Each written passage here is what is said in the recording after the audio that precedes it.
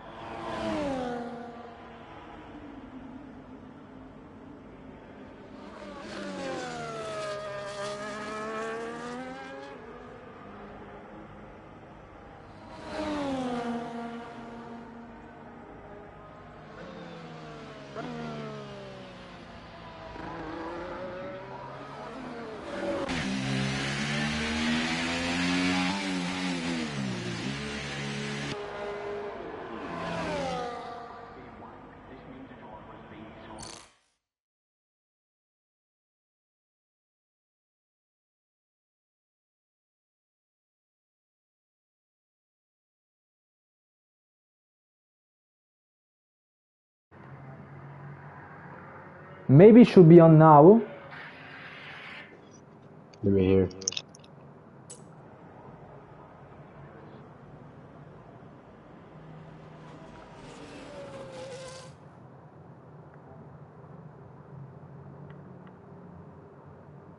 I think it's working. Yeah, it's working. I hear my voice. That's good. Okay, so you can hear both mine and yours.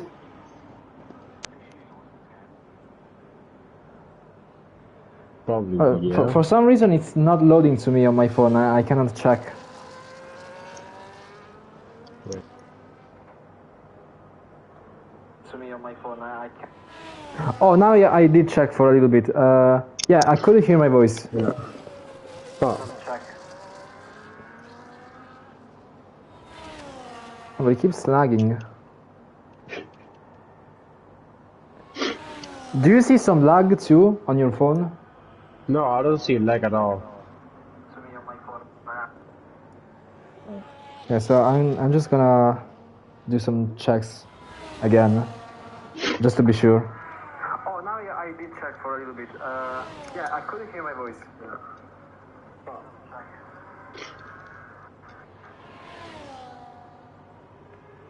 No, I think it should be fine now. Yeah, it should be very fine, yeah.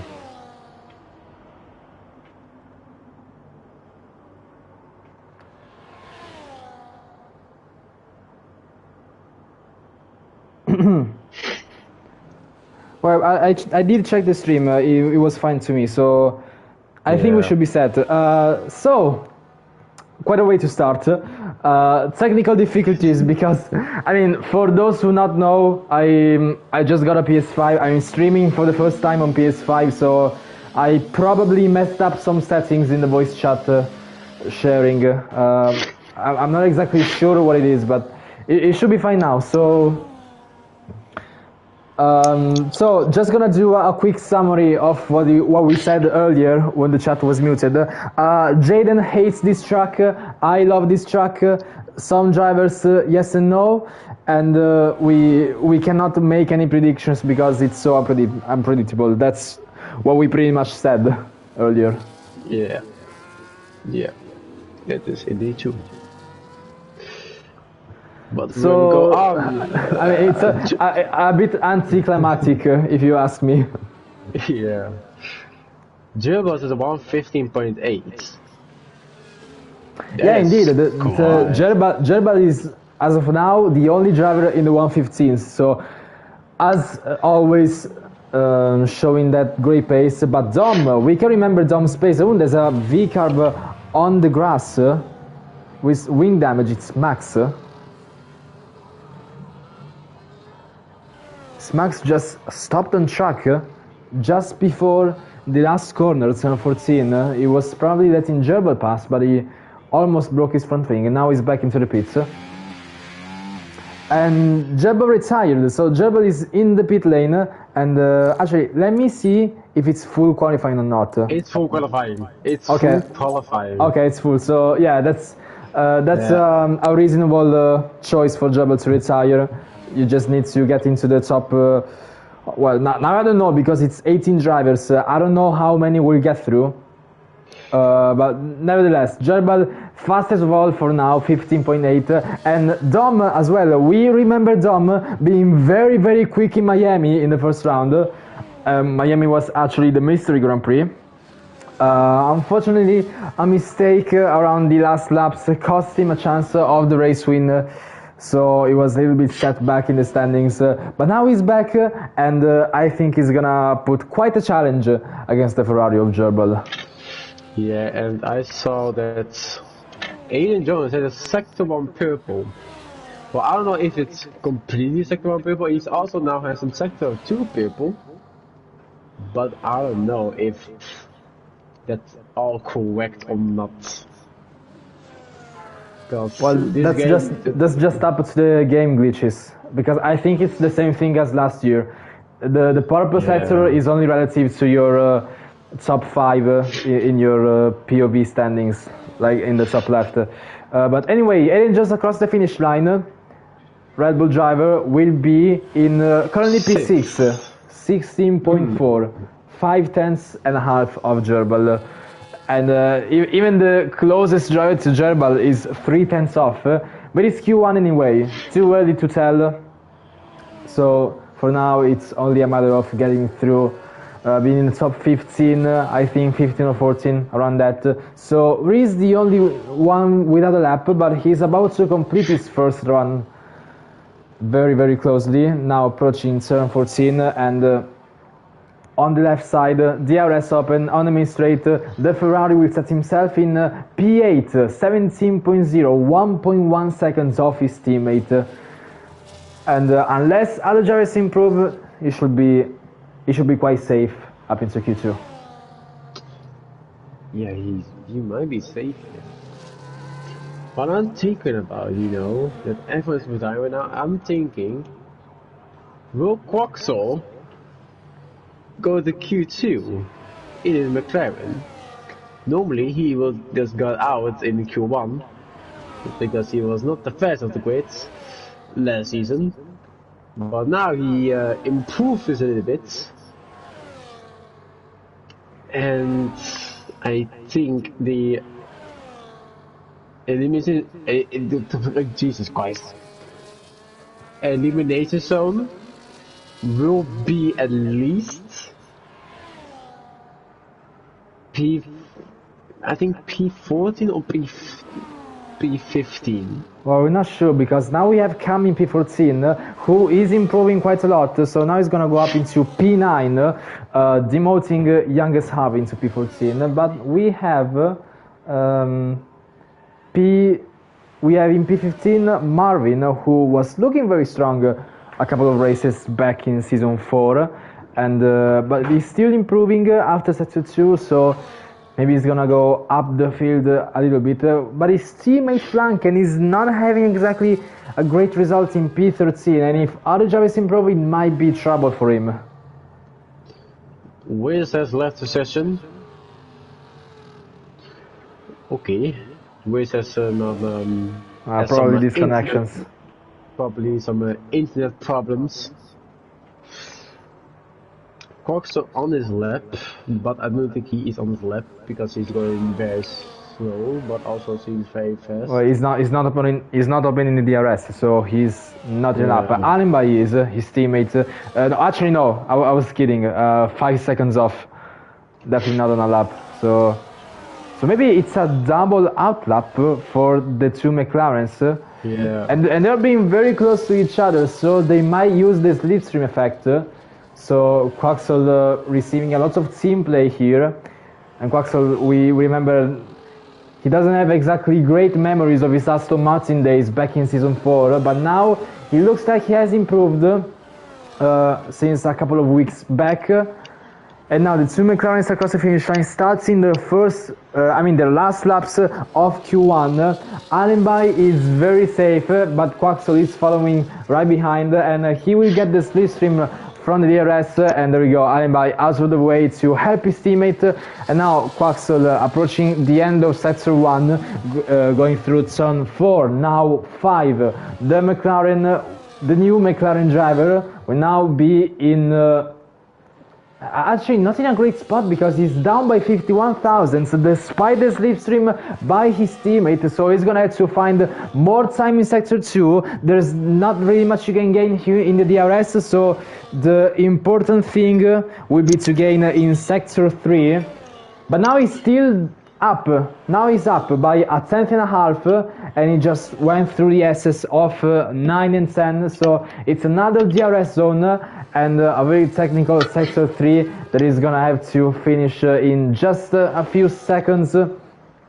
Going around 12, now breaking into 13, just the last traction zone. 14, get a very good exit on the main straight, open the DRS. Quaxel will go in P8, just below his teammate, 42 thousandths. So Quaxel having improved a lot since his last season, and he gets very, very comfortably access to Q2. And GJ Lord has 2/10 improvement of his old sector 2. He might go into P14, but I think that is not enough. No, definitely not, because he needs to gain 7 tenths only on U division ahead of him. Yeah, he's massively off the pace at the moment. Flanken has retired in P16, so the Mercedes is already knocked out of qualifying. So is DJ Lord, improving by only a tenth and a half. Definitely not enough. He will start this Australian Grand Prix in P18. And we have U Division who is not pushing. The timer has already reached 0. So the 3 drivers that we know for sure are eliminated are DJ Lord reserving for VCAB, U Division in Aston Martin, Flanken in Mercedes. We have Max in the VCAB in P15. We are not sure if he's gonna go through. That depends on what the game decides, having 18 drivers. I think it could be P14 till P18.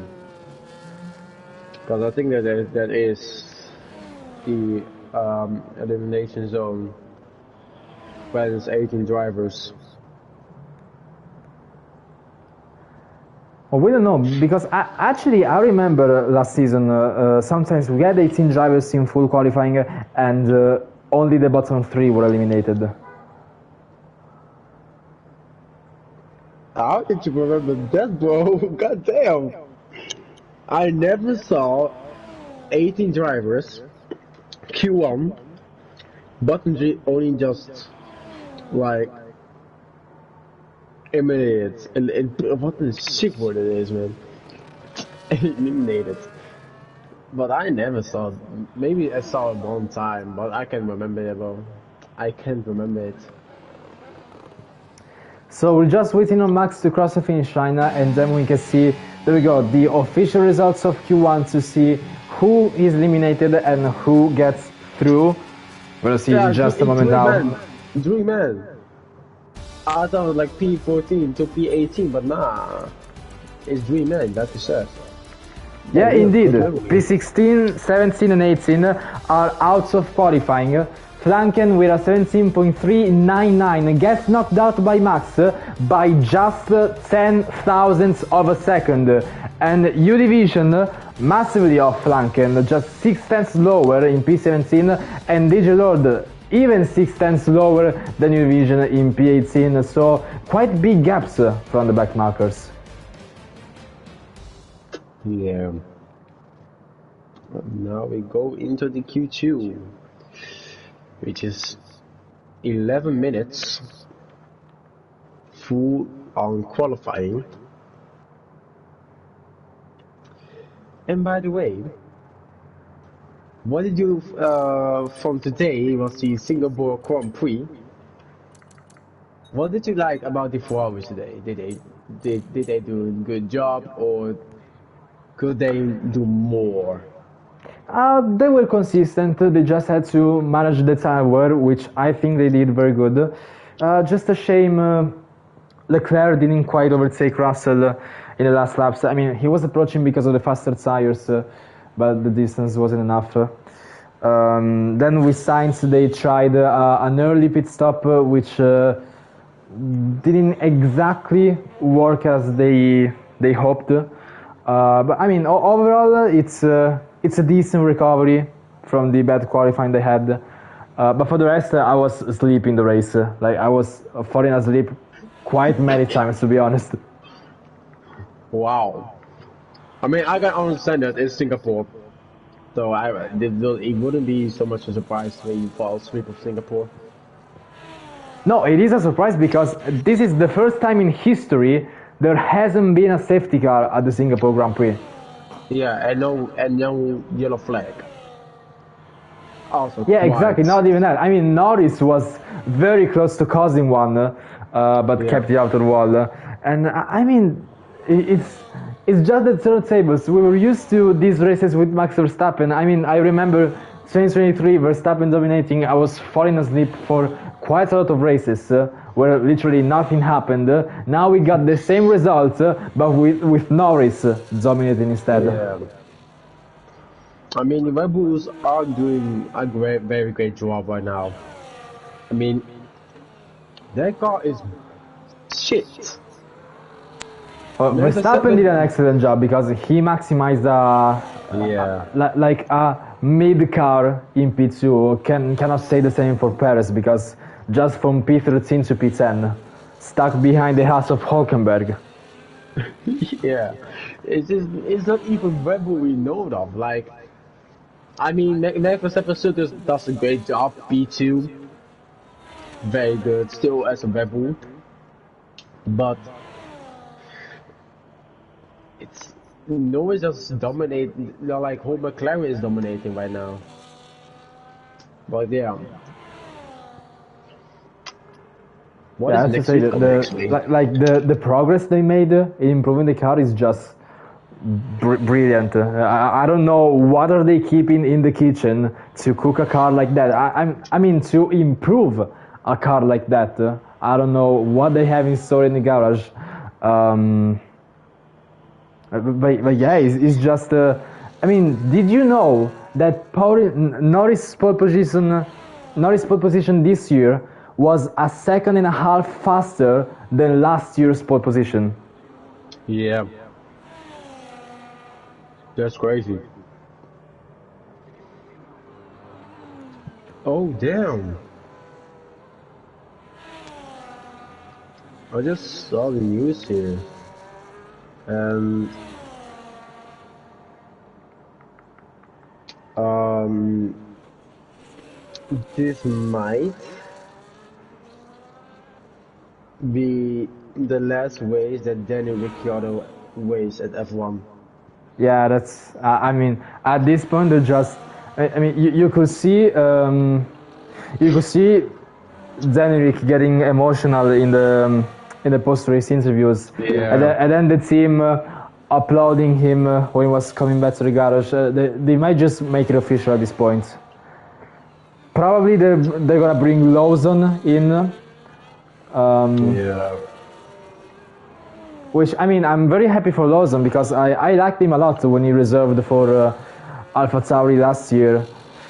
But Ricardo is just sad, you know. Yeah. He did a very good job though at V-Corp though. He did a very good job. I mean, he just had some occasional good results, but Yeah. like they were very rare. They were very inconsistent, and I mean, it's such a shame because I wanted for him to at least finish the season and just like get a decent goodbye from the team. But instead, I mean, it's not official yet, but we're just arguing as if it was official because Yeah. of all of these signs, and well, it's heartbreaking, to be honest. Yeah, it is. Alibi is a font. Angels is just 1 second behind. No, it's 1,000. 1,000 of a second. 1,000. I just got a second. Yeah, because 1 second is a big difference. Very, very big difference. I mean, I just see it as a 1 second. No, But it's that's just me. 1,000 because 1,000. it's 0.34 against 0.35. So Aaron Jones finally catching up on his pace for at least for now in Q2, currently in P2, but we still have some drivers without a lap. Dom hasn't set a lap yet. He's about to finish his out lap. So is TS just ahead of him.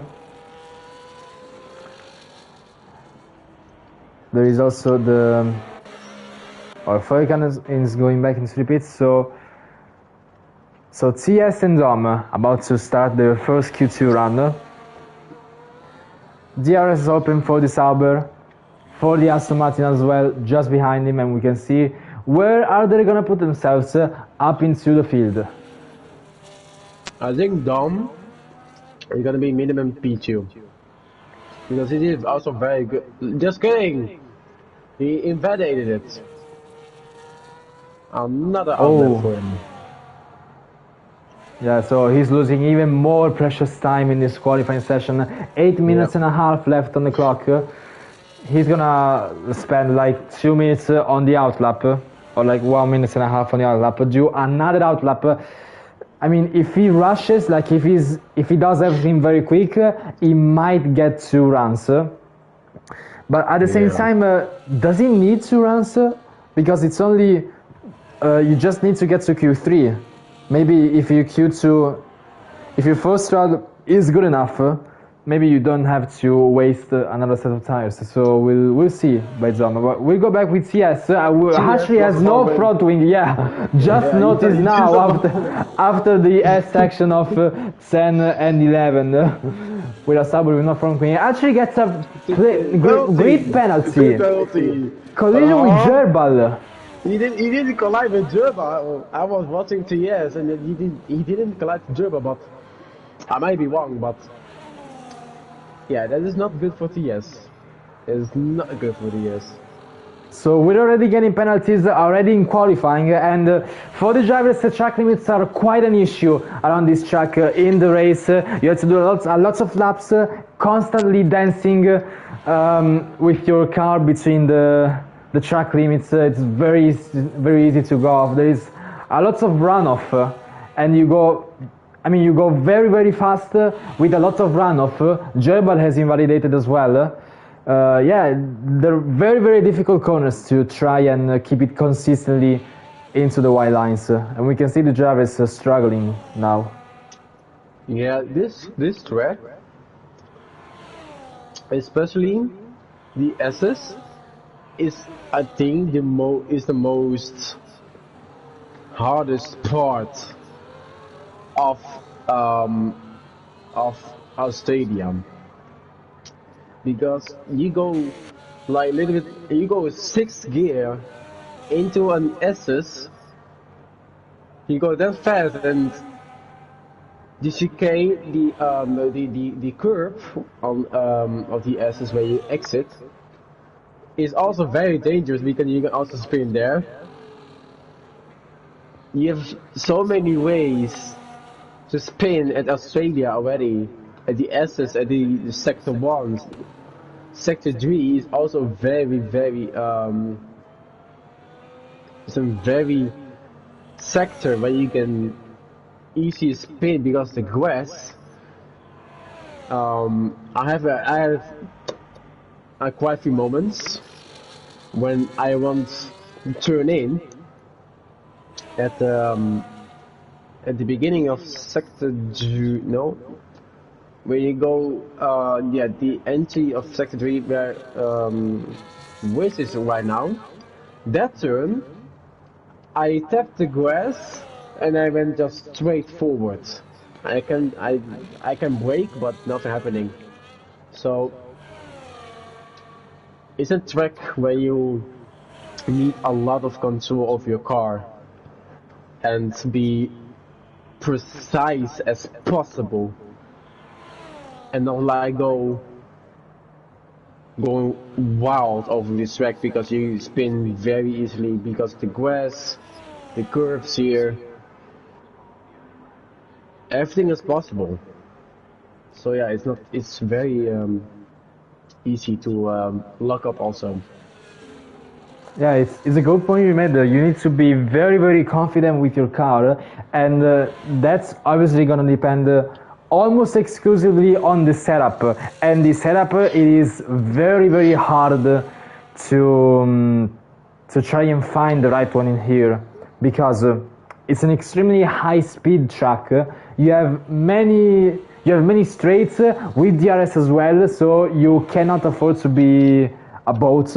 Also many corners being flat out, but at the same time many traction zones, many acute corners as well. Like you need a lot of downforce for the corners and a lot of straight line speed for the straights, because they all have DRS. So you just need to find that perfect balance between the wings, and also all of the other things like the suspensions, because like what do? Do you try and keep your car stable so that it doesn't get unsettled by the curbs, or do you make it like as stiff as possible to get so much rotation in the corners, but as soon as you get a curb you spin out and it's over? It's a very difficult setup for the drivers. I do it as a 50-50. stable car, and then the other 50% I do this stiff. So I do like my suspension. One is gonna be stiff one, and one's gonna be stable one. But you want it not to be 50 and 50% because if you do 50% your car might be easy to spin. It might be very easy. If you do too much traction, your car will spin automatically. So you don't want to be the rev so high, and you want to be your stiffness and your stable of the car don't want to be too low or too high. It's a very mindset of the car what you need to do on your setup before you go on the track, because you want to have to. This track is about rotation, about stable, and you don't get that in one package. So you need to be able to figure it out, how to stable your car, how to get much rotation as possible, and don't try to go over weird as curves, especially turn one with the high curve on the left, and the curve on the right beginning. You don't want to go over that because that curve is very dangerous. Also, it's very slippery. And the other curve at about one at turn 2, you don't want to go over that curve because that curve is quite high and the wheels don't even like it at all. So it's a whole game of mindset what your car is gonna be, and that is the most hardest part of I would say of league racing in general, like in any other tracks. And the thing about it is, as a spectator, you can see all of the different mindsets and personalities of the drivers. So you can see who just prioritizes lap time no matter what, or who just wants a stable car that can be consistent. So it's very, very different personalities we can see in the race. But anyway, we'll go back to qualifying because Q2 is about to finish, and very importantly, Riz has retired and he's in P11. So Riz is not gonna get through, and Cam has spun as well. Cam has spun when I said exactly. Yeah, exactly the S section, the famous S section with the curb. We can see an Alpine with no front wing stuck in P13, and that's where he's gonna start. Youngest as well, he's in the pits and he's gonna start in P13. Marvin improves by 6/10, but it's only good enough for P14. And Max is pushing right now, so maybe he has a last chance, a last shot of getting to Q3, improving by only 80 thousandths, currently not enough. Now the vehicle pushing all the way he can through sector 2, this flat out section. And just before the S's, we can see there's more improvement coming. 1/10, still not enough. He needs to find even more time during the S section that he just passed, and all of these traction zones. We have turn 12. Ooh, massive spin by Max, and he's into the gravel. And out of qualifying, he's gonna start in P15. So we have Max in P15 and Marvin in P14, Cam in P13, Harvey in P12, Riz in P11, already a surprise, a Ferrari out of Q2, and these 5 are the drivers who are knocked out and will not make it to Q3. Sneaky in the Haas will get to Q3, David Hermie as well, finding his pace again. Quaxel as well in McLaren in P7 gets to Q3, so we already are seeing some surprises in qualifying. Yeah, with also out of qualifying, he murdered himself in the pits, saw everything, but Yeah, it's not the best race, but a very good result for Challenger into the P3 for Williams. Jerbom saved himself in the P8. He must be happy with that. And maybe Hermie also in the P9, so that's very nice. So I think they will be very happy with that one. Reese just said in the chat, last two question mark. But it's not last, you're starting 11th, so... 11th, I think he goes 11th to 5th. I think that is the that's my prediction for this, from last to 5th. So there we go, Alimba, Eden Jones, Kelander, Dom, Falcon, CS, with a grid penalty, we have to remember, Quaxel, Gerbal, Babino Hermie and Sneaky. These are the 10 drivers who are gonna give it all in Q3, starting just now. Yeah, just now, yeah. Now we go into the screen. It's already 5 minutes past, god damn me. Can we start game, please, please, please? It's taking too long. And now we're here at the Q3.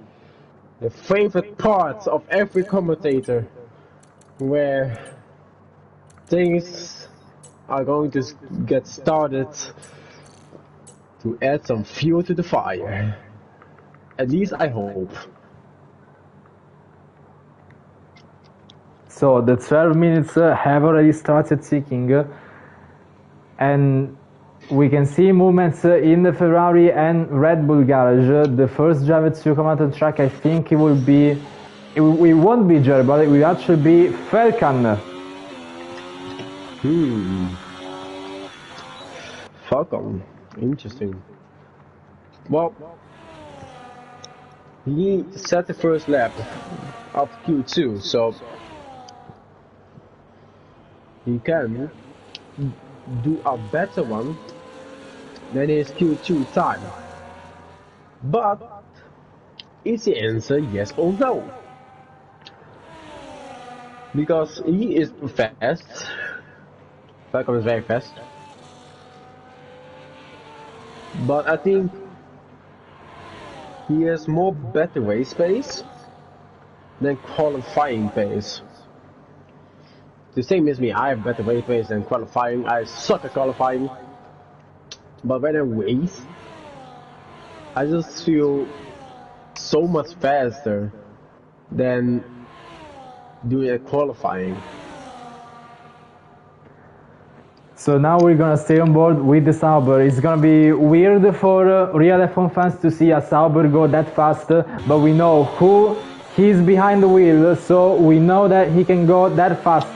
So we'll stay on board with the Sauber of Falcon to commentate a lap around Melbourne, Albert Park circuit, and starting on the main straight. DRS is already open and braking into the very fast corner, turn 1 and 2, staying in 6th gear, taking a lot of curb on the exit, both turn 1 and 2, DRS enabled after turn 2, and now trail braking into turn 3, take a lot of curb inside, get a good traction, good exit, now taking the curb in turn 4, flats out into 5. Sneaky guys disqualified by the session, and now starting sector 2.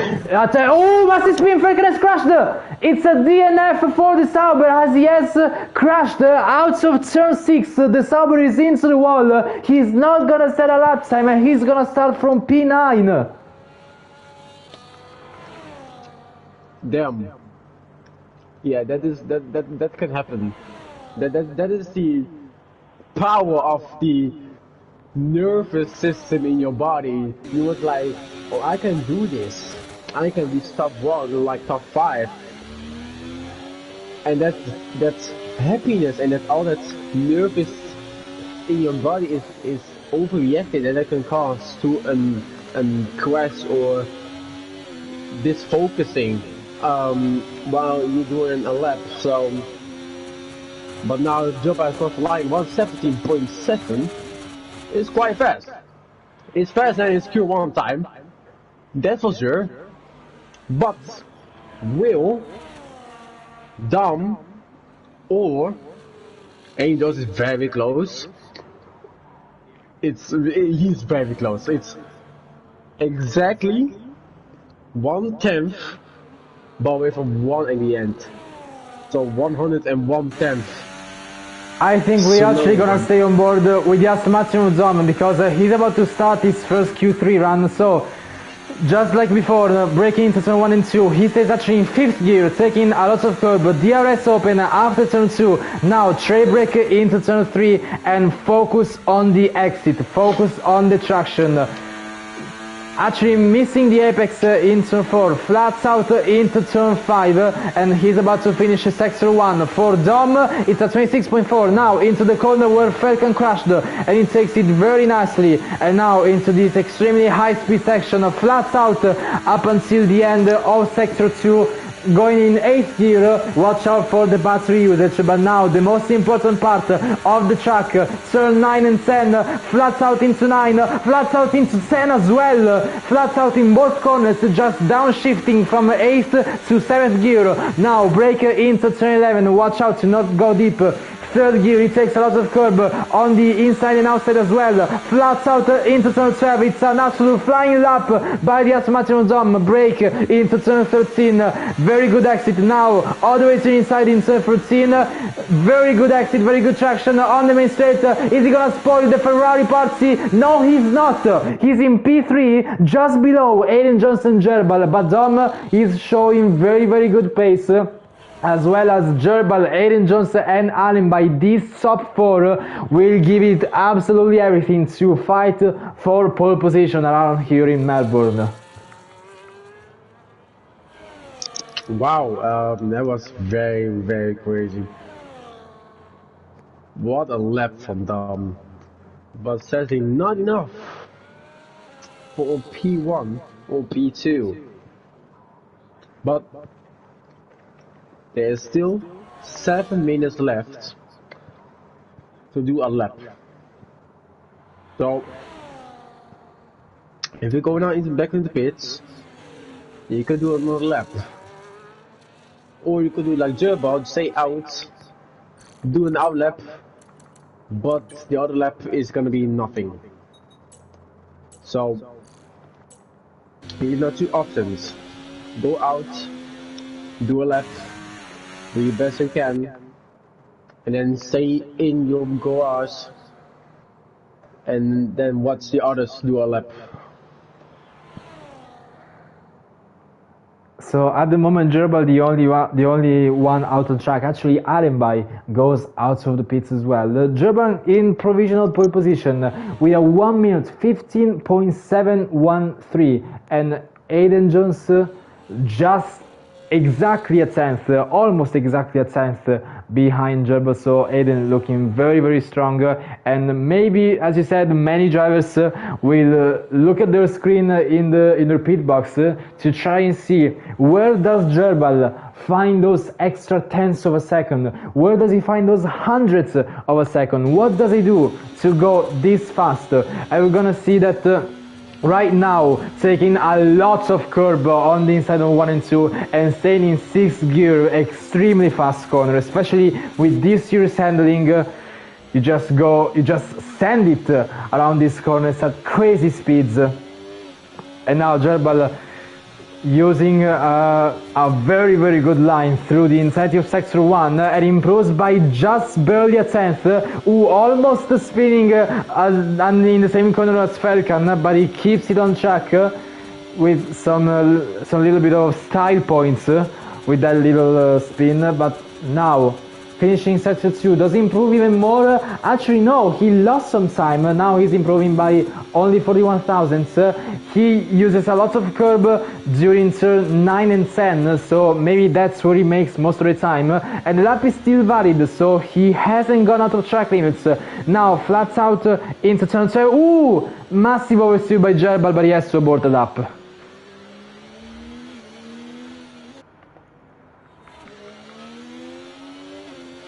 A massive snap by the Ferrari. Now he's back into the pits. 3 minutes and a half. It might be just enough time for another run, but now all of the other cars are going out on track. The 2 McLarens again very close to each other. Quaxel without a lap time yet, but he's ahead of his teammate Allenby. Allenby was actually pushing with a purple sector 2, and he looked very fast through turn 9 and 10. So if Allenby finds even more time, he just needs 0.3 of a second to try and be able to challenge Gerbal. He gets the perfect race line through turn 11, 12, now 13, and now 14. Can the McLaren challenge an Aston Martin, a Red Bull, or a Ferrari across the finish line? Allenby goes in provisional pole position, 15.6. He goes faster than Gerbal. We have a new provisional pole sitter. Allenby looking like he's absolutely flying at the moment, and has set up the bar even higher for the fight for pole position around Melbourne. One lap from Allenby, 1:15.6 professional pole, but Gerbal is out on track again. Aiden Jones is out. Quaxo on his Quaxo in Q3, he never seen that before. No, I think he has been before, we're just not that used to see him. But yeah, Quaxo looking like he can definitely put up somewhat of a challenge. But so can Aiden Jones, so we are watching his onboard now to see if he can actually challenge the likes of Gerbal and Allenby around this track. He's now approaching turn 3 with a little bit of a lockup. It might have compromised this sector one time just a bit, and missing the apex, it didn't look exactly ideal for the Red Bull. We will see based on its time after sector 1, yeah, down by 31 thousandths, still at 26.3, still a very fast sector 1, but not enough to improve. He needs to find at least a 10th to at least out-qualify Gerbal. That's obviously admitted if Gerbal doesn't improve his lap time even more. Now Aiden Jones finishing sector 2, improving by 1/10, so that's very good.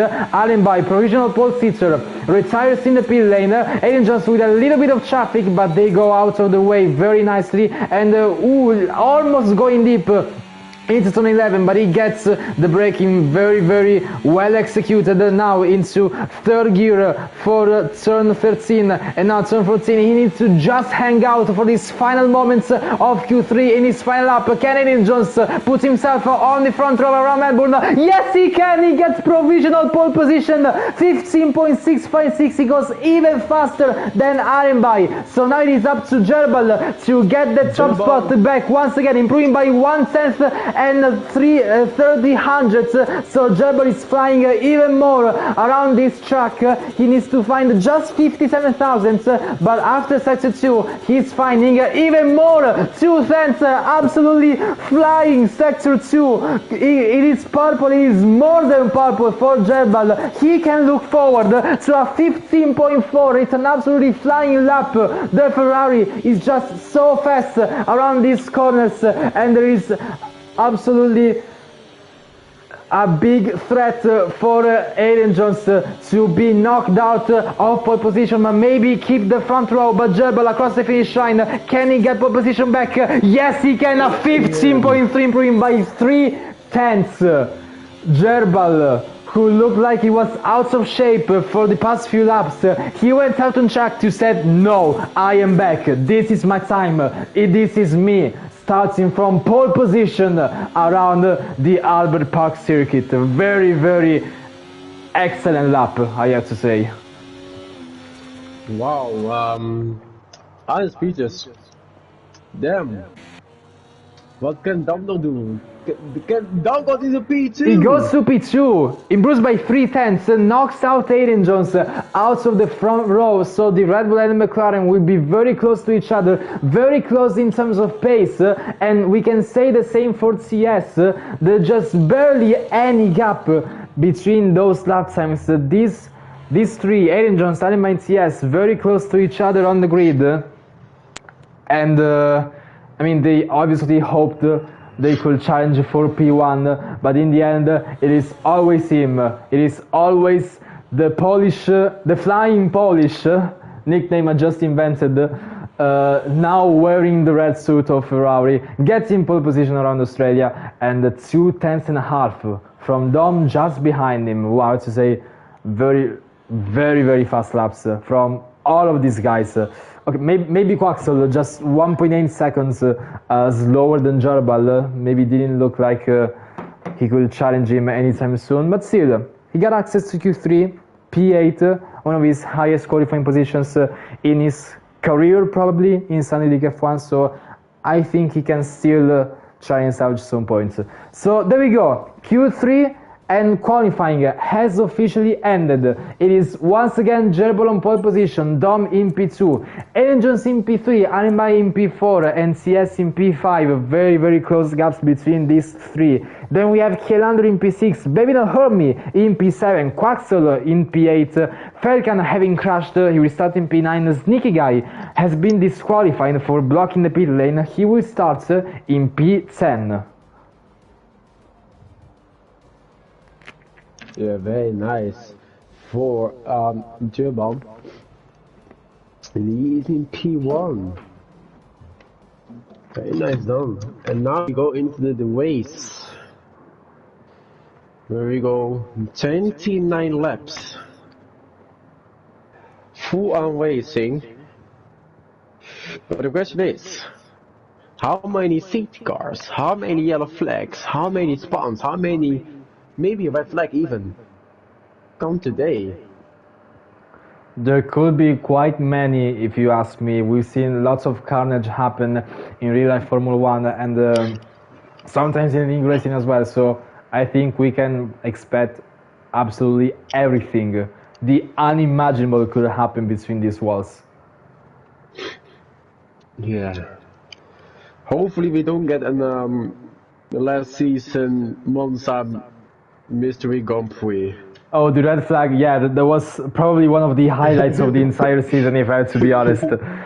Yeah, so hopefully we don't get that. I mean, but anyway, the drivers are ready for the Australian Grand Prix. It's round number 3. Jerbal on pole position, Dom alongside, it slides out and away we go, and Jerbal looks like he's defending pole position brilliantly. Dom is nowhere near making a move, but we have Aiden just going on the grass slightly wide, and he loses some position. Now he's P7. Terrible start for the Red Bull driver, losing so many positions at the start. Now in P8, being attacked by Quaxel. He's gonna have to fight his way through a lot of traffic as Jerbal will now try and build a gap from Dom just behind him.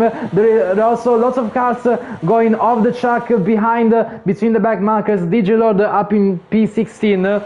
Now Jerbal has already gapped 5 tenths to Dom just behind him, and there is already a gap between Felkan and Quaxel. There are so many cars, almost 3 wide, going into the S section already on lap 1. Who's going to be at it? It's Aiden Jones, who claims back P6, provisionally defending from Quaxel, maybe the homie, but crucially already on the first lap, losing DRS to Felkan ahead of him. 1.3 seconds, he's going to have to try and find those stands very quickly. There is a Haas and a McLaren off track on the gravel. It's a spin for Quaxel. Quaxel is spinning into the wall, and there is also carnage between the Haas and the VCAP there. Quaxel down in P16, actually P18 with front wing damage. That's a Q3. Wasted down the toilet for the McLaren, but now lap 2 has started. DRS is enabled. Aaron Jones is already out of DRS, so he's gonna be extremely vulnerable from all the cars behind him.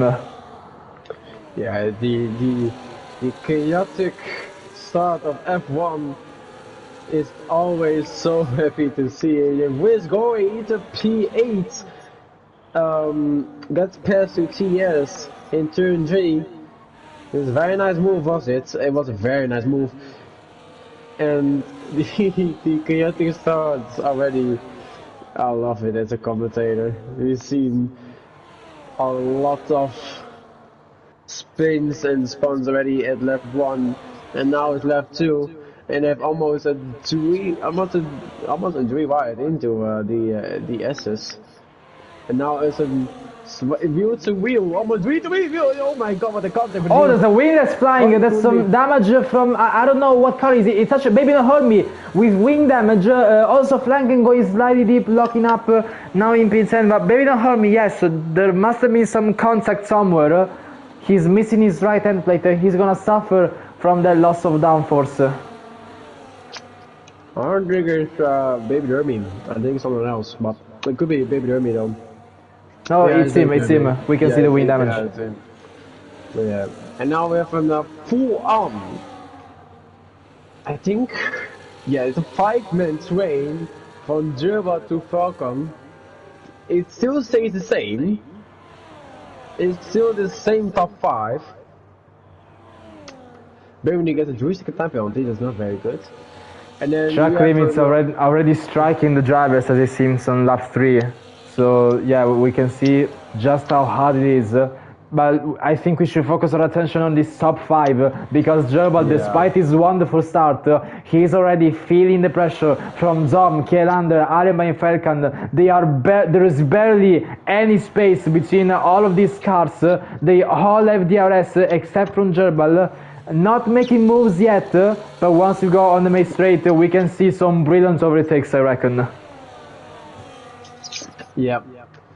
It's a full-on DRS train. Won't surprise me much because it's Australian. But who's gonna make the first move? Dom, is he gonna make the first move? No, he doesn't. He backs out. He says the same. And now, Dom again. Can he make a move? No, he doesn't. He stays out and backs off. Falcon has fast alibi. Falcon is in the top 4 in the P4, and alibi is in the P5 right now. But I want to focus on the I will say the P1 and P2 because they are the most. Dom is the most closest to Gerba. But is he gonna make a move? Dom. Dom spinning just before turn 9, and he has some damage. His car is still in the race, but he has massive front wing damage on his left hand side. Damn. Well, Challenger is P1, our new race leader. And what is Gerba gonna do? Is Gerba going back again for the move for the P1, or does he backs out? Now going into the straight line with DRS on. Gerba backs out. He doesn't have enough space to make a move. He still needs to wait for a move. And now go into turn 1. And now go into turn 2. Now again it's to wait with DRS on. So first DRS actually. And Gerba stays back out. Challenger into P1 and then Falcon P3 and then Alibi P4 and then Dom is 1.4 seconds behind Alibi with the front wing damage, but it doesn't seem like he has problem with it. He still stays out. Seems like he can go on, but now Gerba with the outside and takes P1 from Challenger back, and now it's basically now the top still top 4 going to battle, but I think it's more Challenger, Falcon and Alibi who can make the more positions than Gerba. But we have to wait. So massive battle in between these top 4, and now we can see Alien Jones getting past Dom with the front wing damage. So Alien Jones back into P5, but he's still a much lower position than he was hoping for. That's obviously a consequence of his bad start. But now he's gonna have to actually try and close the 3 seconds from Arim by just ahead, who we can see he has a front row seat to view this battle between Falcon and Kielander. Kielander slight lockup going into turn 3. Now Arenby will chase very close this Sauber, Williams and Ferrari ahead of him. Entering lap 6 of this Australian Grand Prix, and this top 4 still in this train, not losing time no matter what. They stay so close to each other. We can see maybe some moves happening anytime soon. What about Kielander? What does he do now? He stays back because he knows he will have DRS now just after this S section. Quaxel has retired in the pit lane. The McLaren driver does not want to continue after his bad start. It's a DNF already for McLaren.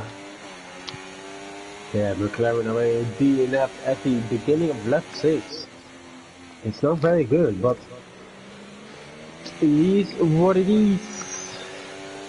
And now Joba's still in the P1.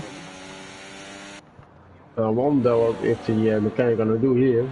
Probably gonna do nothing. Since you know a lot in the way. Yeah, guys, this is a perfect example of AI drivers, AI retirement. Yeah, that was dangerous. It was very dangerous dangerous. indeed. Kieran had to take avoiding action to avoid hitting the AI of Quaxel going out of the pits. Despite Quaxel, he retired in the pits, so he has no fault in any of this. But his AI just kept traveling, so it's just a game issue. But that almost ended up in Kieran's race being over. Yeah, it was not even ghosted, so that was very weird also. But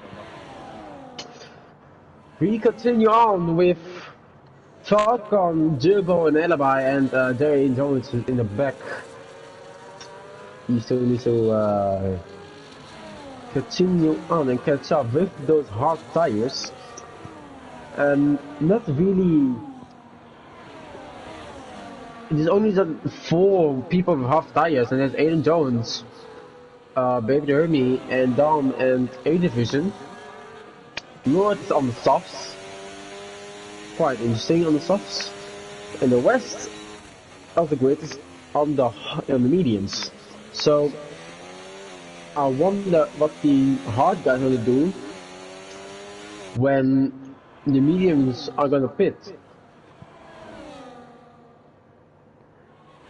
In the meanwhile, we can see Werner Herm is still trying to keep his car on track with the wing damage, and now he gets overtaken by TS Rees. Now currently in a fight for P6, the Sauber we had the DRS from the Ferrari, so it might be attacking time soon. Reese's car is flashing, TS gets the inside line, he gets past very nicely just before turn 9, and now the Sauber will try and defend P6 from the Ferrari.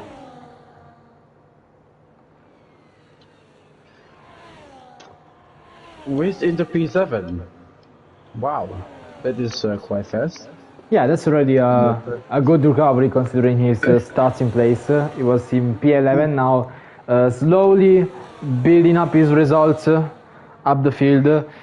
But Dom, in all of this, he's in P9. He's very much struggling with that damaged front wing. Now we can see the Ferrari and Red Bull on the main straight. It's Oh shit! Oh shit! Oh, it's a Haas on the main straight. It's a virtual safety car. Sneaky guy, as he has spun, he was still in the race, but he has... No. He got touched at the straight, and he just... Someone touched him, I don't know who, it was one of the Mercedes, and then he got into the wall and just get into the wall back of him. So it was I won't really count as a recent incident, but they were fighting side to side and just touched each other, and then Sneaky Guy just get into the back wall. So Sneaky Guy deciding to retire on track after the incident. We had a visual safety car that has already went out, so we are back to racing conditions very quickly. Green flags are being waved, and Gerbal has used this chance to break out DRS from Falcon crucially. 1.4 seconds separating the two of them, so now it's a fight for P2, only between Falcon and Allenby. Yeah, Alibi and Falcon are battling there. I don't know what to say, but they go better their asses, and someone is off. Cam. Yeah, it's Cam. Cam is off. He spun by himself, probably. Gerbo is 1.3 seconds ahead. That's a very good lead.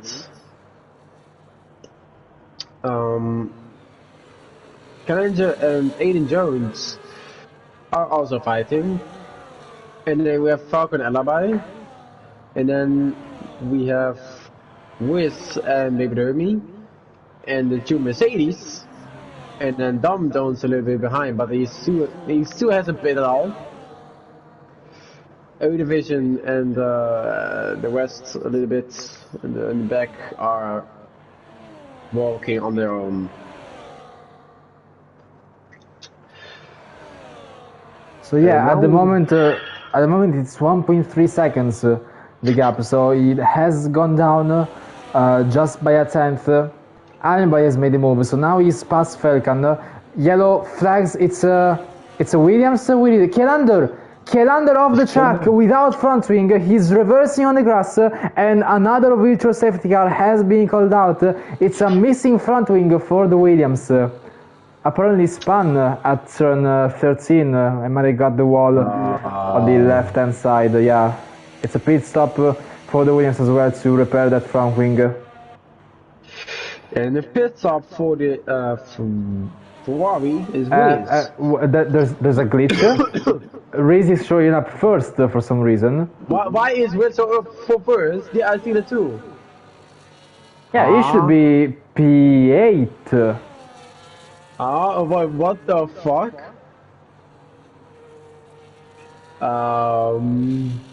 But it's a full course safety car. Look, the safety car is on track. Wait, what? Yeah, what the fuck? Yeah, the safety car is waiting for the leader after turn 2. So it's a completely different situation. Now Reese is back into P8. So everything is fine. Yeah, so Kielander after with the damage he caused debris on track. It was a virtual before, now it's a full course safety car. So race has been neutralized, and this is quite a game changer. Now strategies can go very right or very wrong. The mediums should be fine. I mean, the medium runners should be fine because they will put hards to the end. Hard runners, it's another story. They're more screwed. Why is it full course safety car? I'm still wondering why it's full course safety car. I'm still wondering. I don't know. It must have been the debris that Kielander caused to be on track. But it's still saying, I mean, it's full course safety car. Why did it change? Yeah, but I mean, that's just the game for you. It does that sometimes. Yeah, very good bug. Well, it's a full course safety car. It is one safety car of the day. And they get a drive-through. 2 penalty. Ow. Yeah, it's such a shame from Kielander. He could have had such a great result. Was looking extremely strong in qualifying and also for the first stint. Now he has retired in the pits. Was looking very strong for at the very least a top 5. But now he's in the bottom 3. Yeah, it's sad. Very sad for Challenger. He did very good, but not good enough. Yeah, it's 0 points for Williams as we head into this weekend. It's obviously gonna be quite a strike for both standings.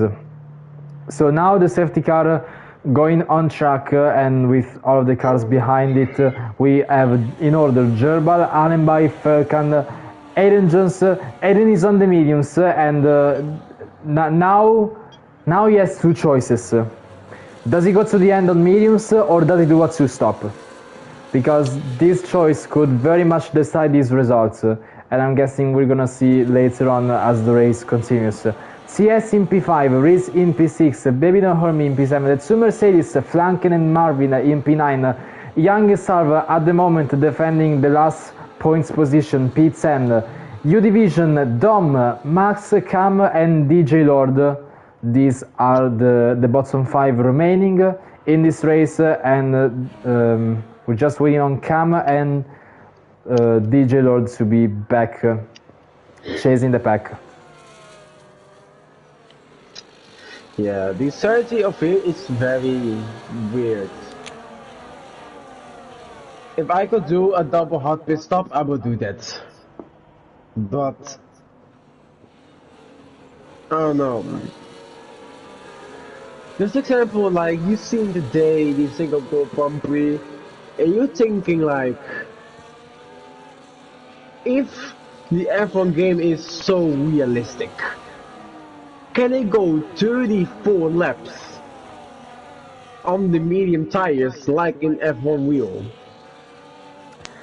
Well, I mean, it can't, but not because, I mean, it can't because of two reasons. First, the game isn't realistic at all, and two, it's a reduced distance. So theoretically, the tire wear here in 50% should be half of the real life wear. Yeah. But even so, even if the distances were the same, I think it will still be massively off because the game is just not realistic. No. Not every EA game is not even realistic, but okay. The safety car is coming in. Jimbo has the lead. Alibi behind, Falcon also behind. Where is Jimbo gonna go? He has two options. The straight or after this turn, after 13. Or he just got... Yeah, but I think he has gone just now, just before the apex of the last corner, and has got Alibi very much off guard. 6 tenths separating the two of them, so it's a beautiful restart by the Ferrari of Gerbil, and not such a great restart by the McLaren of Alibi, who will actually feel the pressure from Falcon just behind him.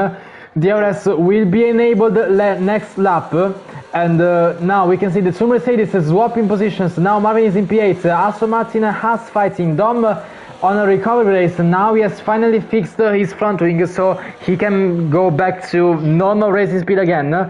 P10, so he's gonna have to cover a lot of distance, and also it's gonna be crucial to decide what does he do with those mediums, because it's gonna be a very long stretch if it goes to the end. But now he definitely has the pace to overtake a lot of cars. Now in P9 he will overtake Marvin real soon, and then we have to close some gap from him and Baby No Hormy ahead, who is still in DRS zones of all of the drivers. All the top 7 is still inside the 1 second gap, so they will all have DRS starting from next lap. Yeah, DRS starts when Gerbo has crossed the line.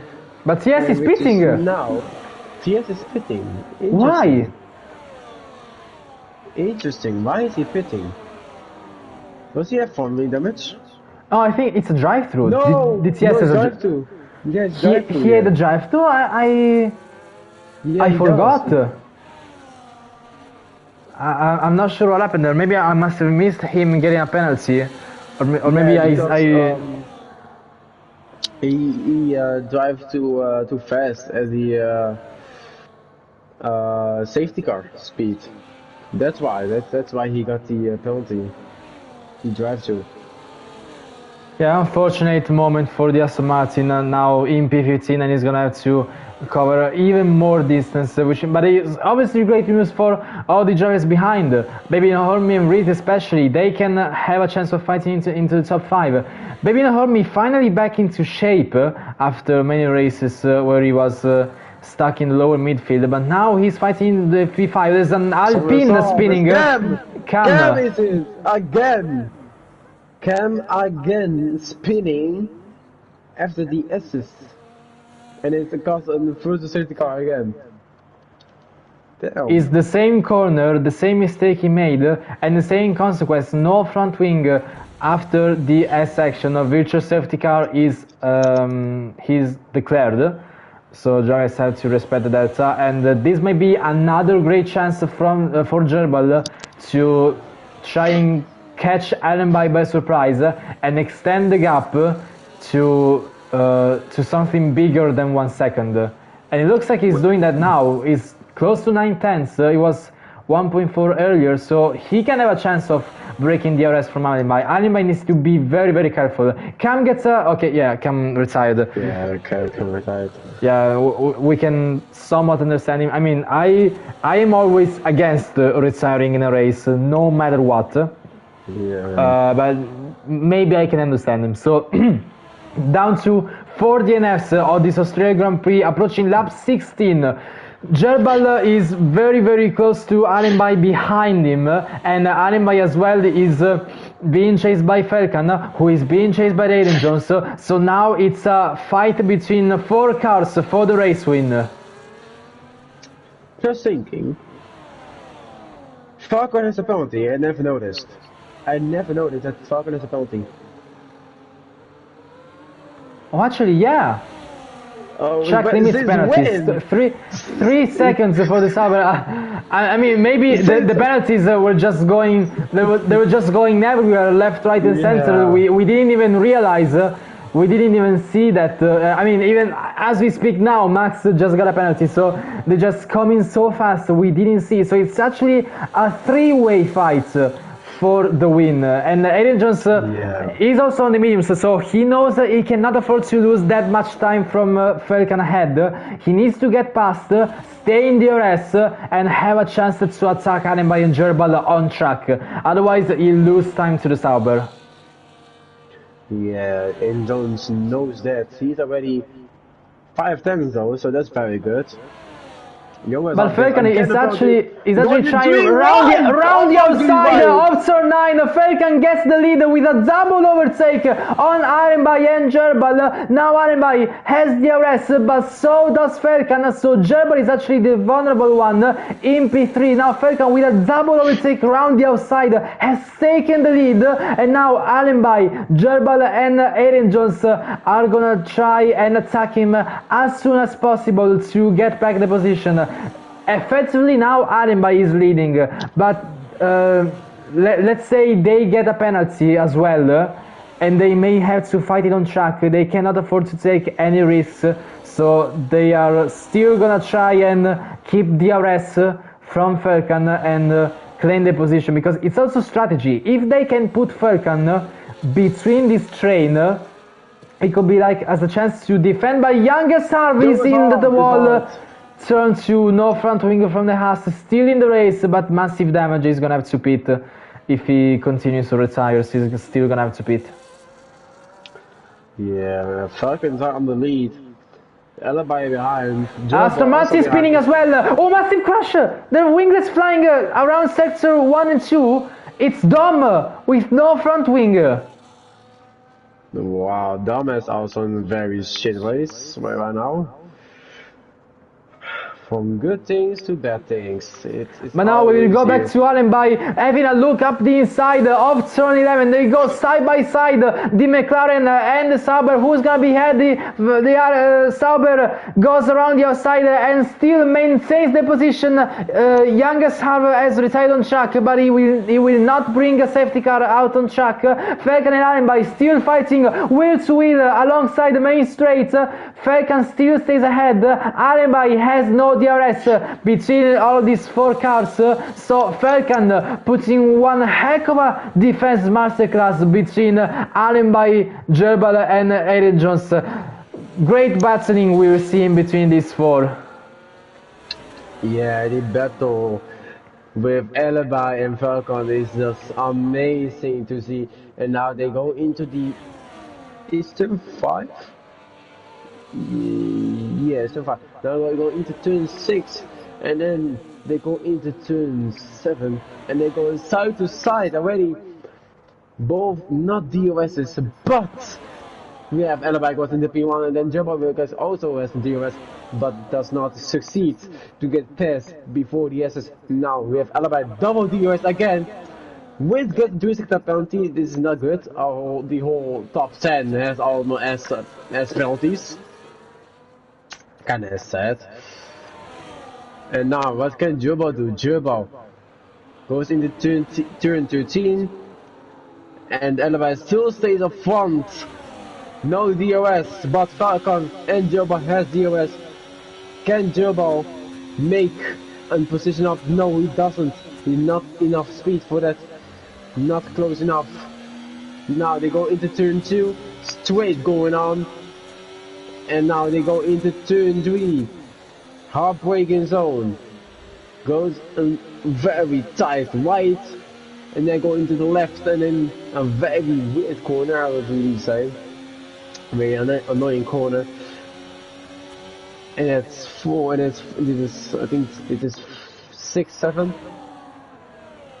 Oh yeah, the right-hander of Circle 2 is turn 6, followed closely by 7 and 8. So yeah. But between these top 4, we have to say Adrian Jones looks like he's the one who's struggling the most, and that might be because of sideware, because he's trying to extend those mediums as much as possible, but now the hards are faster because they have less sideware. Falcon gets the massive rear lock by the Sabre of Falcon. He goes drifting during turn 11. He gets overtaken by Gerbal as well, so now he's in P3, and we are Adrian Jones, just like before, he has Falcon ahead, and he desperately needs to get past because those mediums are losing a lot of pace, so he needs to improve his track position if he wants to have a chance to go for to chase Gerbal and Arenby. Yeah, and Gerbal is going not for the move. He wanted to go for the move, but he doesn't and succeed. Falcon with another rear lock, he just keeps locking his rear in almost every braking zone.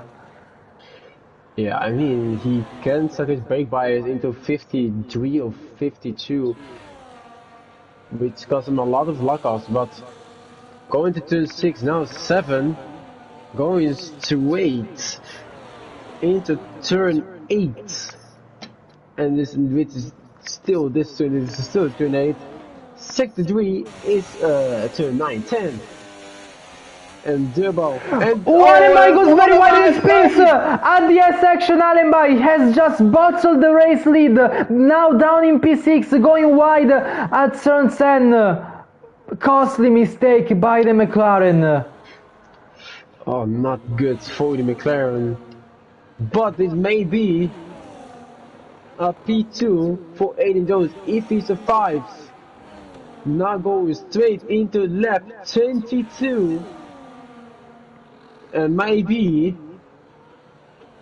a podium. One place up for Adrian Jones if he gets inside the 3 seconds and not hopefully outside the 3 seconds. Otherwise, it's still P3 for him, but that's still very good for him. But I think he wants the P2. But can he survive that into lap 29 with the tire management and the tire wear? Can he do it? He's 1.2 seconds behind, so that's very good. Still a very good beginning to get the P2. And behind him is Wiz and Baby Rumi with both with penalties. And Falcon has another penalty. Ooh, which is not good for Falcon. So Falcon is gonna drop down even further down the field, and it's we need to see the penalties and the gaps to see who's gonna be in third. At the moment, it will be Gerbal winning, Adrian Jones in P2, and Baby and Hermie Vries are fighting for the podium. They are fighting for P3. I think I'm gonna say it when Baby Rumi is in front, Wiz has still the podium because he is 3 seconds and Baby Rumi has 6 seconds of penalties. So it doesn't really matter who's gonna be podium for P3. It might be Wiz or might be not even Baby Rumi because Wiz has 3 seconds. But if Wiz has 6 seconds also, then it would be a podium fight for P3. But Wiz doesn't need really panic much about, because if you have 3 seconds and someone is one 6 seconds, you will go and blaze up. So it's really not a panic button for Wiz right now. Yeah, it's going to be crucial to just keep it clean and be very careful to not go outside the white line even more, because now another penalty called. Falcon with a massive rear lock once again, now losing DRS to Gerbal. And Alien Jones might actually try this, might actually try and take advantage of this, because now he's 1.5, 1.6 seconds between him and Falcon. If Falcon keeps spinning like that, then Alien Jones will have DRS, and who knows, maybe he can improve his pace and maybe having a chance of Gerbal, even though that looks unlikely, to be honest. Lap 24 out of 29. Aiden with a worse tire would have to gain just so much time. So I think it's just better for him to bring home this P2 and Reese and maybe harm me. They will battle, of course, but they have to be careful to not get another penalty. Yeah. Now, it's another thing. 12 laps of mediums. Alabek has reached second penalty, not good. Now he doesn't make sense any at all for the podium. So he stays at P6, so that's quite sad, but I think when I was at Suzuka Saturday, that was with the mediums, and when I get lap 12, my left front was at 80%, but I still got a lot. But it's also different on Australia what the tire wear is. Sadly, I cannot see it right now, which is quite sad. Sometimes it shows what the tire percent is from the driver, but that's very rarely happening right now. But yeah, it's a 50-50 if the 5 will not fit the medium tire right now. You know, just lap 25, so it's a 50-50 for any It's actually just the hards being less worn. That's pretty much the deciding factor. So that's what was losing Aiden Jones' time from Falcon ahead, and we can see already the gap. It was 1.5 just a lap ago, now it's 2.7. In the meanwhile, we can see Baby No Hermie with DRS overtaking Reese just before turn 9, so that's a 5 for the podium. Baby No Hermie into the gravel. Massive mistake by him, now he's in P5 and very far. Actually P6, he gets overtaken by Yadenbai, so now very far from Reese. That's his podium chance over. Yeah, there's just the podium chance over for Baby Don't Hurt Me, and almost the whole from top 4 to top 12, including not yes, is all penalties. That is quite amazing though. Like, the only drivers with no penalties are Gerbal, Aiden Jones, TS and Dom. Dom, who is 33 seconds behind his teammate. And just he is not at all off the pace, but he just made so many mistakes that now even Gerbal has lapped Dom.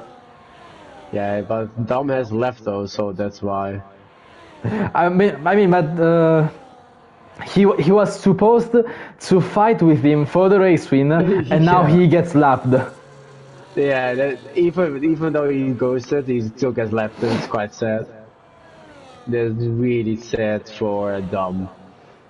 But yeah, maybe next race it can be better for him. But we shall see. He definitely does not lack the pace, but he does lack the awareness to avoid mistakes. Yeah, and now we go into lap 27 of 129. Aiden Jones in 3.9 seconds, 3.8. If he stays in the 6 seconds and not like 6.1 seconds, he might get P2, but it's gonna be very hard with those mediums with 15 laps on it. Will he survive? with those medium tires.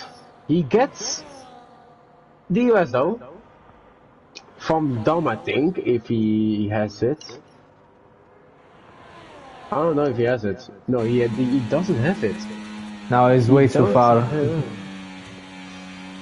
Ooh, this might be a little bit of a sad thing for him. That's not even not DOS for him.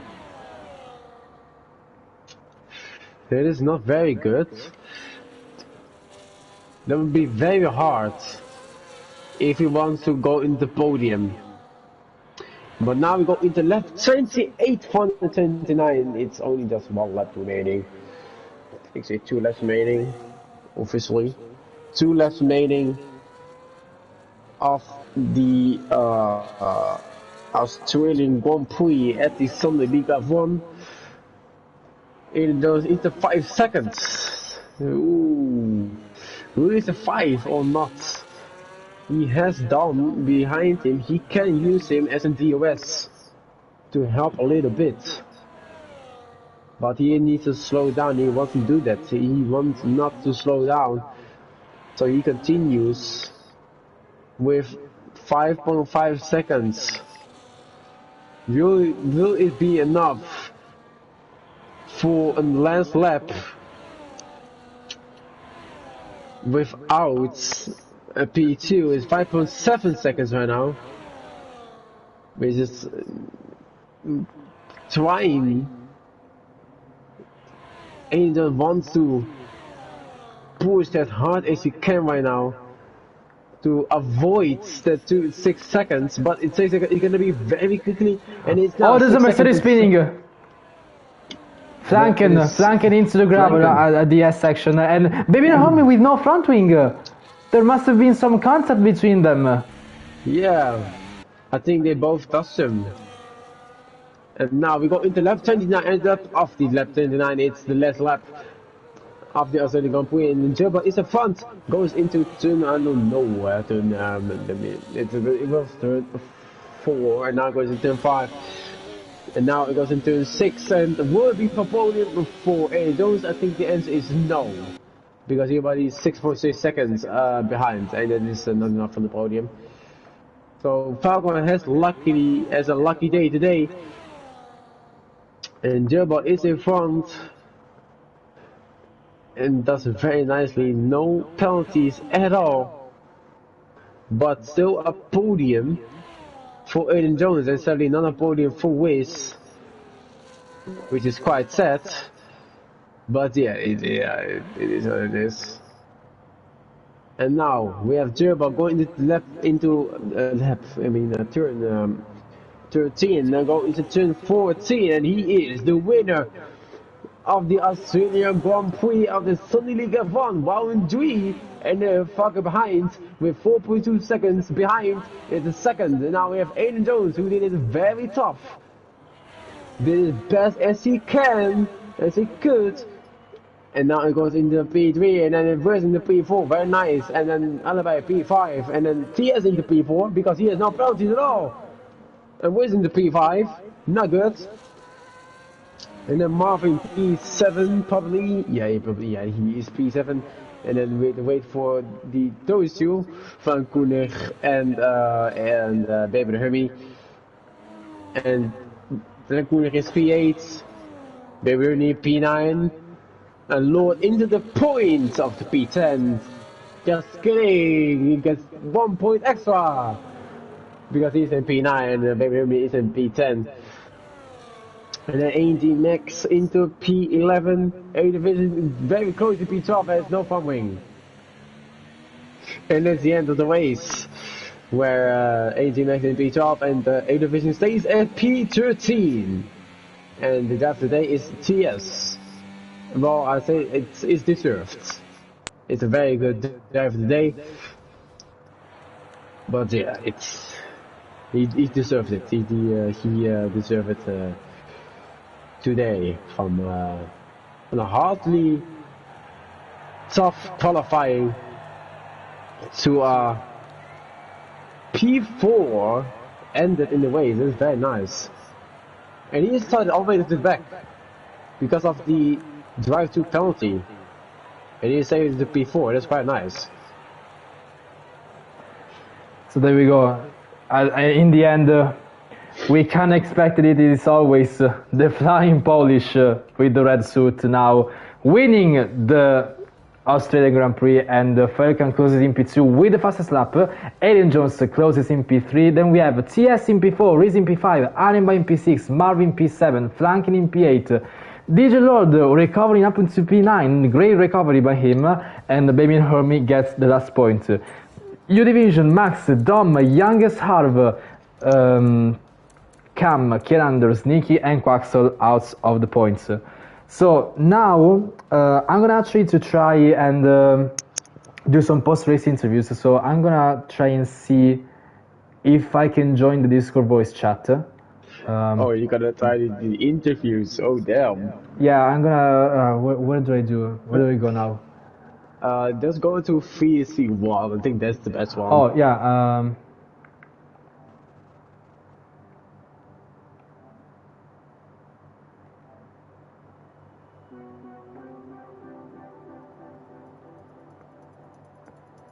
Okay, I left the party. I didn't know. So yeah, I'm gonna.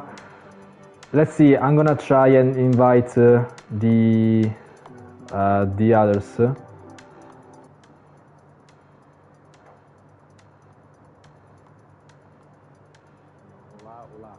Yeah, there we go. We joined the voice chat. So I'm gonna ping Aiden, Gerbil, and Falcon again.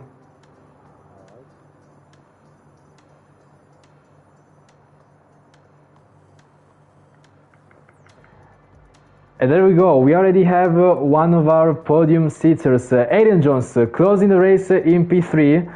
And well, also it's the first time we do post-race interviews. So, so hello, Aiden. I think you're kind of gutted with the strategy. You kind of got screwed by the safety car, starting on the hards and finishing on the mediums. You lost a lot of pace in the end, which was not enough to get Falcon with the penalty. So what were you thinking at the moment? Did you already had in mind to go to the end with the mediums, or did you think you could do a two-stop?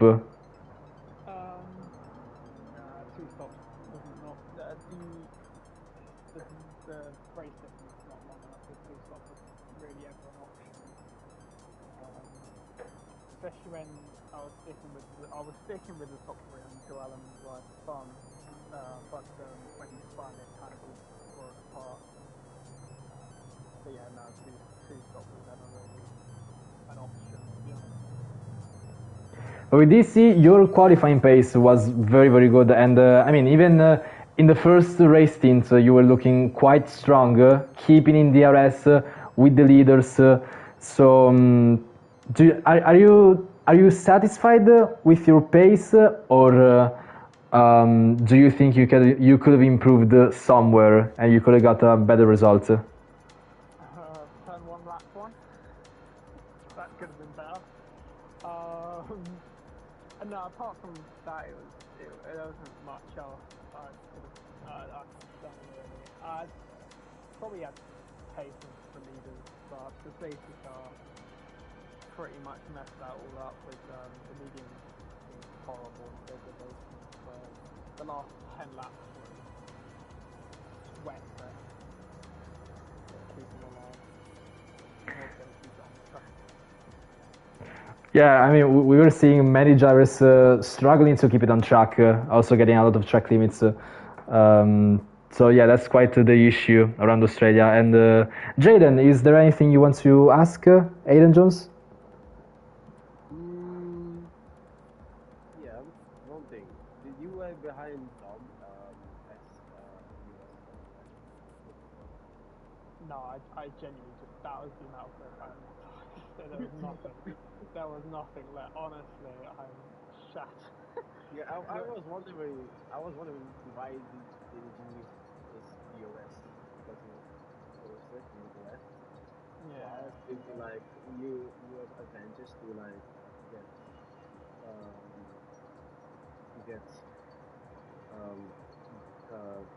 welcome within 6 seconds, but didn't sound enough to get it 6 seconds. Did you disappointed because of 6 seconds was not enough, or wasn't it really just surgery?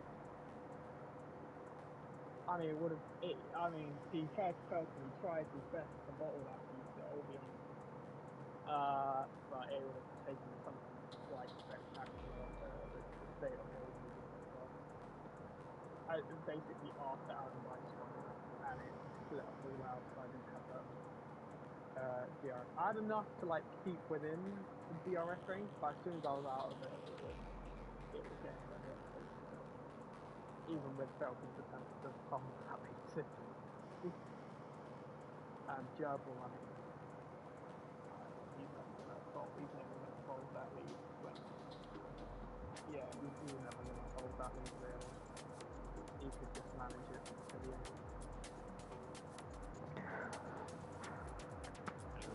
end. Hello, Falcon. We have now the second podium sitter. So, Falcon, it's a P2 for you. We've seen that massive crash you had in qualifying, pushing in Q3, and we thought maybe it could have destroyed your confidence in the race, but you were looking still solid, even though you did get some penalties. But in the end, you had the hards, and Aiden Jones was not able to catch you up. But do you think could you have could you have done something better to stay behind Gerbil, or do you think this is the best you could have done in the race? I think I could have done better, but I had too many mistakes.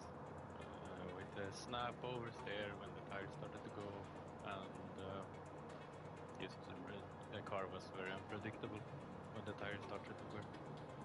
So, but I'm happy with P2 after the qualifying. Well, yeah, it looked like it was very very worrying for you to see you into the wall and like think let's say what can you do in the race. But anyway, it's still P2, so you are still P2 in the standings. And I mean, we know your pace, we know how good you were last season. What do you expect in terms of results this season, both in drivers and constructors? Do you think you can actually challenge Gerbil, or will you try and bring home just the P2? I don't know. I hope we can challenge him, but now it's looking a bit tough with the last round. Only me scoring the points, I think, and he has gotten 3 victories, so the gap is already big. But we never know what will happen. But I think we can, if we keep this up in the constructors, we can challenge with Tomek having a good result as well from having a drive through. Yeah, you look like you definitely have the pace and consistency to do so, and we hope you can, because Gerbil's dominance has just been going on, and maybe we can see someone stopping it. So, Jaden, I'm done. Do you have to ask Falcon something? Yeah, one question. The safety car engine, when you before that, the it was very nice on. But did you have the intention when I use the safety car that I can now challenge Gearball and go for the first win? Or did you like say like, oh, I'm gonna like focus now on P2 and defend my P2 and did P2 not like alibi just how to say it or do you want to defend like I want to like defend alibi as much as possible so I can just stay my P2 even though I have challenges? I wanted to try when we were going. I think we were going 3 wide or something. When I wanted to overtake there to try and pull away, but Allenby also realized that, so it's hard to pull away from the DRS there. Pretty much impossible unless someone makes a mistake. But I was going for the win. Many mistakes. And now we think we can go to the race winner, Jerbal. In the end, it is always you. I made this nickname, the Flying Polish now, wearing the red suit, and you get those 25 points once again. But I have to say, the competition, especially in the first stint, looked very strong. So did you have to actually work that out, or were you kind of chilled, relaxed, trying to just bring the win home? So for the first stint on the mediums, Dom, Falcon, Kjellander, and Allenby, I believe, were all like very equally paced. We were all, I think, doing the same lap times, and the DRS effect kept them in my like 1 second window, which I tried to pull out of a couple of times. I didn't manage to. So then there was an incident between me, Dom, and Kjellander, where Dom got a incredible run down the back straight. And now I've watched it back on my stream. I still feel the same way I felt during the moment when it happened. That he just, for some reason, runs into the back of my car, and I did not like sideswipe him or anything, so that was confusing. After then, I had to resettle because when such an incident happens, it plays on your psyche, because then I was incredibly put off for a couple of laps, thinking, am I gonna get a penalty? Am I not? Am I gonna lose this win? If I finish first, but it's going to be close. But then when we switched up to the hards, and I think Allenby made a mistake. Then the gaps got a bit bigger, and then when I got in front of Falcon, and Aiden was third, and Falcon unfortunately made a couple of mistakes, and then the gap just kept growing to Aiden, but Falcon was still on pace, which was honestly very good to see, because I want to see him up in those positions. I feel good this whole week. So you're once again leading both drivers and championship standings already into round 3, and round 4 is gonna be Spain, the very track where you won your 4th title last season. So we know what performance you can put around the track. So do you feel the same, or do you still feel it's gonna be a tough challenge to bring the win home? Well, my confidence going into this race was very, I wouldn't say low, but I wasn't as confident as for example in Jeddah, because I didn't know my pace relative to everyone else. I thought it would have been a bit faster in qualifying. I didn't maximize my result because in quali practice I was getting down to the low 15.1s, and when I saw the pole time or the P2 time by Dom was a 15.6, I believe. Then that gave me a bit more confidence. But going into Spain, I know, we did the race at Spain less than a month ago. I have the memory of Spain fresh in my head, and I can still watch the stream back. So I'm feeling very much more confident going into Spain rather than here. It's going to be still tough. Falcon had great pace, Aiden had pretty good pace, and it's going to be tough, but I'm going to give it my all. I won't have any massive tests coming up next week, as I did with this week. So that's also not going to be slowing me down, so I feel pretty comfortable. It's great to hear, and once again, congratulations on your race win, and congratulations to all 3 of you to claim the podium in this difficult race. And Jaden, if you would like to do some questions to this 4-time champion. Alright,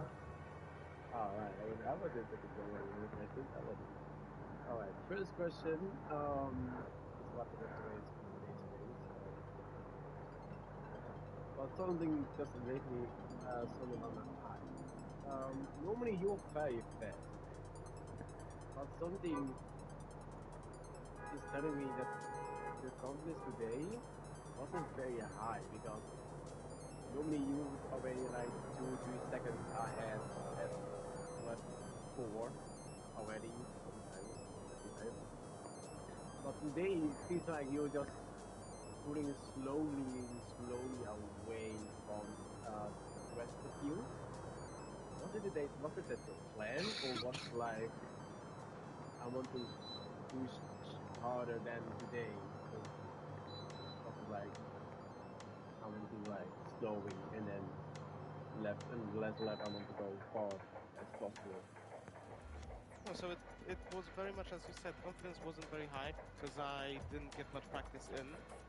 I would have preferred to get out of Dom's DRS on like lap maybe 1 or 2 because he was on those hards. Those hards were going to be better by lap 5 and he was going to have better pace. I had that in the back of my mind. And yeah, confidence wasn't high. Pace wasn't outstanding on the mediums. I was losing the car a lot through the last corner, but the hards just clicked for me. And yeah, on the second stint I found I had much better pace. But yeah, confidence wasn't all that high throughout the entire weekend. Alright. Second question. About Spain. Spain is a very hot track. Maybe for someone, for maybe me. The amount of traffic you're gonna get there is very high. It's small, it's very tight. And I'm thinking about lap 1.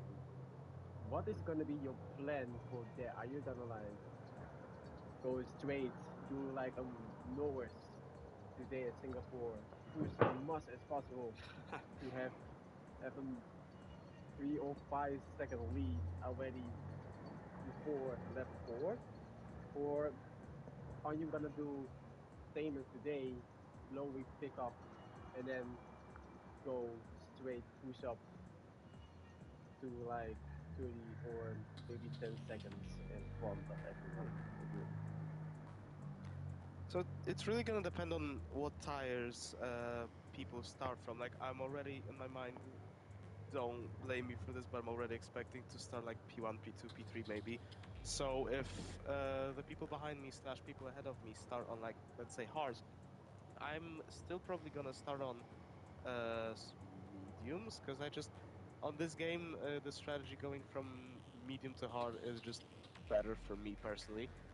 Because on the first stint I'm always very harsh on my tires, and then once I get used to the track evolution and the way it handles, I can coast with the hards a bit more. But yeah, it's gonna be. I would prefer if I could stretch away. It's probably not gonna happen because, as you said, very short track. It's easy to make mistakes. It's gonna be the plan, but we're gonna see how it turns out. Just go last the first, last. Well, yeah, but that's the time where he was actually pushing. We don't know if he's gonna push. Don't kill the hype before the race. 3 races in a No, row. yeah, The last hype was season- dead in the mud Last already. season, Spain was peak end of summer. I had a lot of time on my hands and I over-practiced, so it's not gonna be as.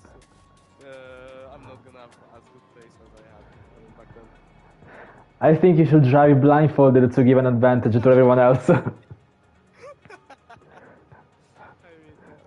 honestly, I saw that Riz implemented the gerbil rule, which means if the Drivers' Championship is closed off, you have to do a last to first.